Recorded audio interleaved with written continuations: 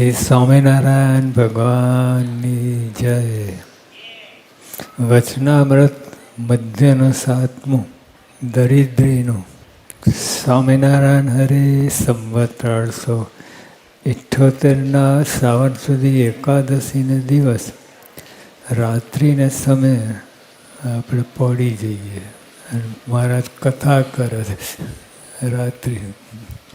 શ્રાવણ સુધી એકાદશીને દિવસ રાત્રિના સમય સ્વામી શ્રી સહજાનંદજી મહારાજ શ્રી ગઢરામદેવ દાદા ખાચરના દરબારમાં શ્રી વાસુદેવ નારાયણના મંદિર આગળ વિરાજમાન હતા અને સર્વ શ્વેત વસ્ત્ર ધારણ કર્યા હતા અને પોતાના મુખારની આગળ પરમર્શ થતા દેશ દેશના હરિભક્તની સભા ભરાઈને બેઠી હતી.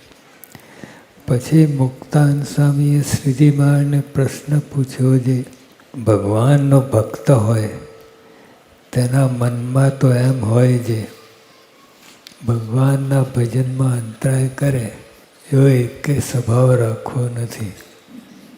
આપણને કોઈ દિવસ થયું ભજનમાં અંતરાય કરે એ ચાલે છે, ગડબડ ગોટા પરગો મોટા. આવી બ્રેક વાગવી જોઈએ કે આપણે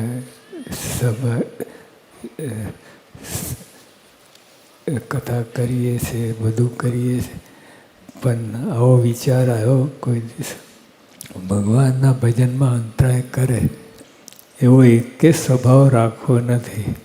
આ વિચાર જેવો તેવો નથી. આપણે વાંચી જઈએ પણ બ્રેક વાગે અંતરદ્રષ્ટિ કરે તો ખબર પડે. આવો વિચારો આવે ને તો એ બહુ છે કે અંતરાય કરે એવો કોઈ સ્વભાવ નડે નહીં એવો વિચાર બહુ દુર્લભ છે. બીજા બધામાં વિષયમાં અંતરાય કરે તરત ખુન્નસ ચડી જાય. કથા વાર્તામાં આવો વિચાર આવતો નથી. ભગવાનના ભજનમાં અંતરાય કરે એવો એકે સ્વભાવ રાખવો નથી. હવે આ તો બીજી વાત મહારાજ કહે છે. તોય પણ અયોગ સ્વભાવ રહી જાય તેનું શું કારણ છે? હવે તો પ્રશ્નમાં પ્રશ્ન નીકળ્યો. એક તો આપણે આવો સ્વભાવ રાખવો જ નથી, અંતરાય કરે એવો સ્વભાવ રાખવો નથી. એક પ્રશ્ન પછી મારે કે એવો એ હોય જે અંતરાય કરે એવો સ્વભાવ રાખવો નથી એવો હોય પણ છતાંય તો પણ અયોગ સ્વભાવ રહી જાય તેનું શું કારણ છે? અને આધ્યાત્મિકતાની ખરેખર ચાર્જ ચડી હોય, અખંડ ભજન જ કરતો હોય તો આવા વિચાર આવે. પછી શ્રીજી મહારાજ બોલ્યા છે, જેને વૈરાગની દુર્બળતા હોય, જેને વૈરાગની દુર્બળતા હોય તેને ટાળ્યાની શ્રદ્ધા હોય તો એ સ્વભાવ ટળે નહીં.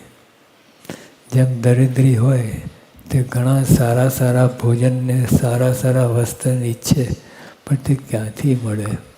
હવે મારી ઉપમા આપી, કોઈ ગરીબ માણસ હોય પણ તેની ઈચ્છા હોય સારા સારા ભોજન કરવા, સારા સારા પદાર્થ, પણ એ ક્યાંથી મળે? એને કોઈ ઠેકાણું હોય નહીં. તો એવી રીતે મહારાજે કહ્યું, જેને વૈરાગની દુર્બળતા હોય તેને ટાળાની શ્રદ્ધા હોય તો એ સ્વભાવ ટળે નહીં. જેમ દરિદ્રી હોય તે ઘણા સારા સારા ભોજનને સારા સારા વસ્તુ ઈચ્છે પણ તે ક્યાંથી મળે? તેમ વૈરાગ્યહીન હોય તેના હૃદયમાં ઈચ્છા તો હોય પણ સાધુતાના ગુણ આવવા ઘણા દુર્લભ છે. એક તો ઈચ્છા હોવી જોઈએ. ઈચ્છા ના હોય તો કાંઈ બને નહીં. જેમ વૈરાગીન હોય તેના હૃદયમાં ઈચ્છા તો હોય, ઈચ્છા જ ના હોય તો પછી ક્યાંથી આગળ વાત ચાલે? તો પણ સાધુતાના ગુણ આવવા ઘણા દુર્લભ છે. આ બધી મરોડ એટલે આધ્યાત્મિક બાજુમાં આમ ટર્ન મારે તો આ બધું થાય. તો એવા વિચારો આવે, બધું થાય.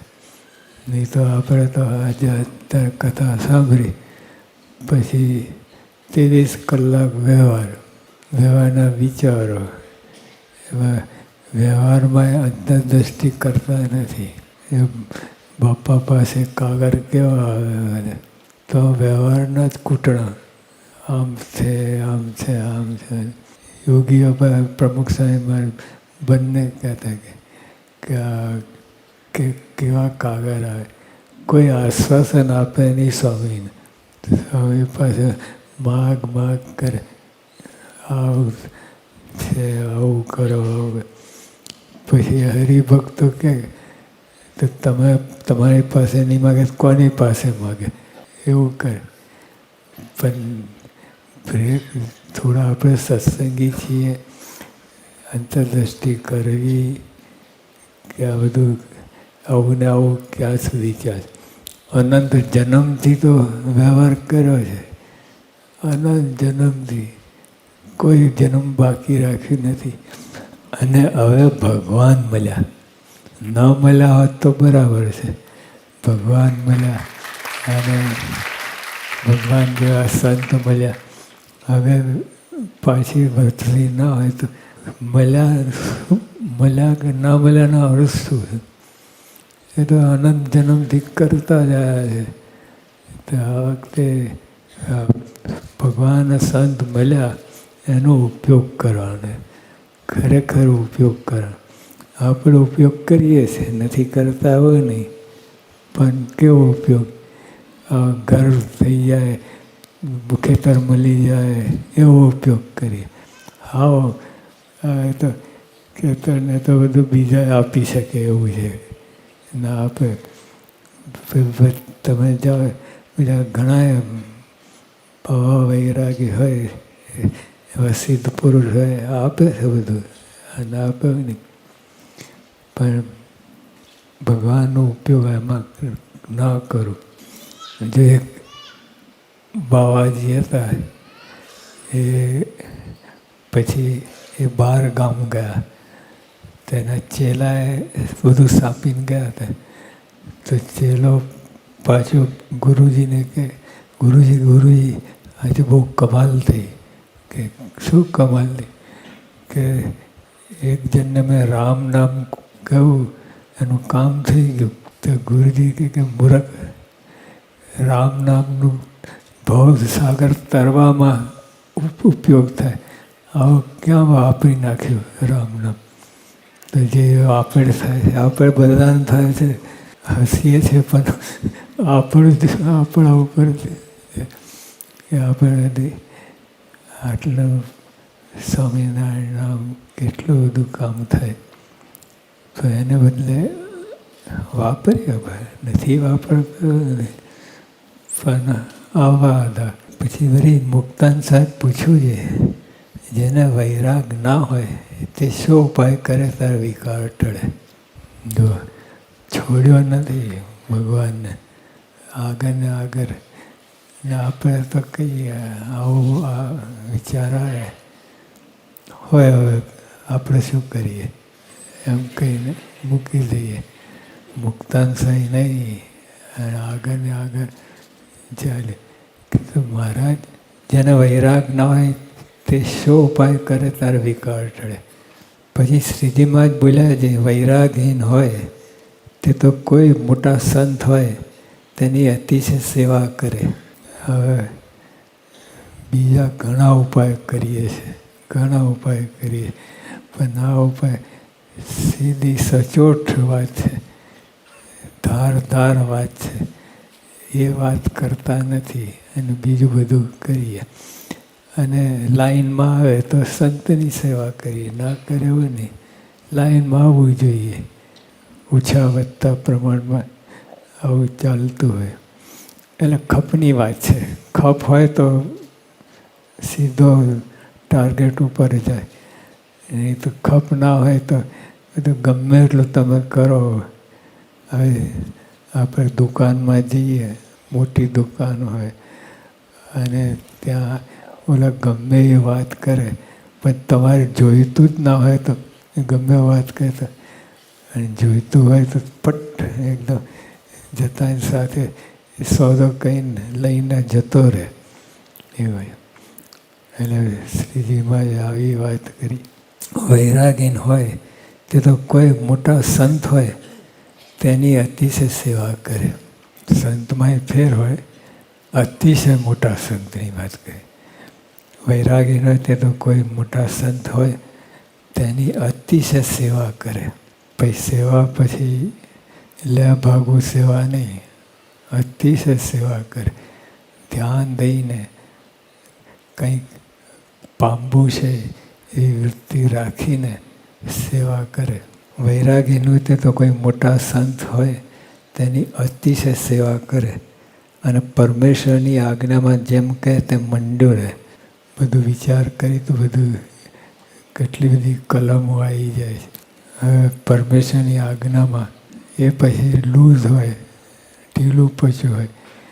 પરમેશ્વરની આજ્ઞા જે મારા જે ગ્રસ્તના નિયમ હોય અને ત્યાગીના નિયમ હોય, એ મુદ્દો તો એ જ આજ્ઞામાં હોય છે. વૈરાગીન હોય તે તો કોઈ મોટા સંત હોય તેની અતિશય સેવા કરે અને પરમેશ્વરની આજ્ઞામાં જેમ કહે તેમ મંડ્યો રહે. પછી પરમેશ્વર દૃષ્ટિ કરે. આટલું બધું પ્રોસેસ થયા પછી ભગવાન દૃષ્ટિ કરે. દૃષ્ટિ કર્યામાં તો થવાનું જ નથી ગમે, પણ આટલું બધું કરે ભગવાનને અર્થે. ભગવાનના કયા પ્રમાણે જ પોતાની મેળે નહીં. પોતાની મેળે તો અનંત જન્મથી કૂટણું કર્યું છે, પણ ભગવાનની આજ્ઞા હોય એ પ્રમાણે કરે તો કેટલું મોટું કામ થાય આપણને ખબર નથી. આ 84ના ફેરા અટકી જાય છે એ કેટલું મોટું કામ. એ 84ના ફેરા કોણ મટાડ્યા હોય છે? કોણ પહોંચ્યો? કોઈની તાકાત છે 84ના ફેરા મટાડે, જન્મ મરણ ફેરા મટાડે? એ તો ભગવાનના સંત પૃથ્વી પર આવ્યા, આ બધું મનુષ્ય તો કર્યું, ત્યારે જ આ છૂટકો થયો. હવે અહીં તો ભગવાન આવ્યા હોય અને મનુષ્ય ના કરે તો એ કામનું નહીં.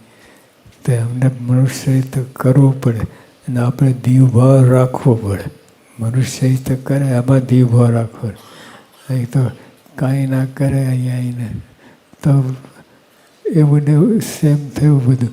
પણ એ એમને મનુષ્ય ચરિત્ર કરવા જ પડે, આપણી પરીક્ષા કરે અને આપણે દીવભાવ રાખવો પડે. અને એમાં ખરેખર ભગવાન સંત મળ્યા હોય તો, નહીં તો બીજે પાટે ચડી જાય. બીજા જો મહારાજના વખતમાં 12.5 ભગવાન હતા. 12.5 ભગવાન મહારાજની સમકક્ષ પૂજા ધામધૂમ કરે. પણ શ્રીજી મહારાજ સાચા હતા એ વેલો ચાલ્યો અને ચાલશે. એ કેવું કામ છે. એટલે આમાં સાચા ગુરુ મળવા છે.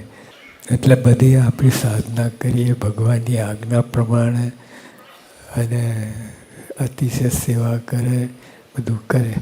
પછી મહારાજ ભગવાન દૃષ્ટિ કરે અને દ્રષ્ટિ કરે ત્યારે ટકે.